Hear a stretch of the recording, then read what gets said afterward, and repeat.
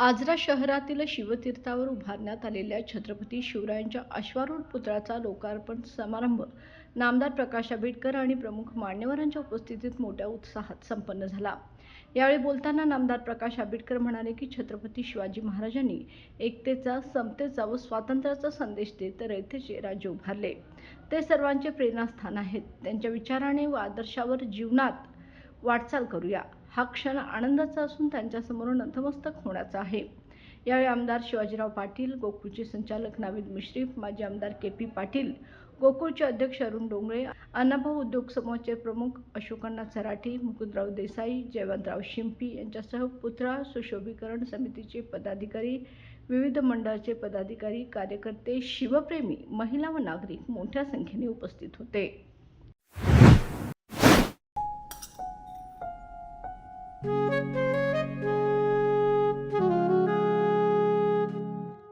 बाबा, आज येताना बासुंदी घेऊन या ना।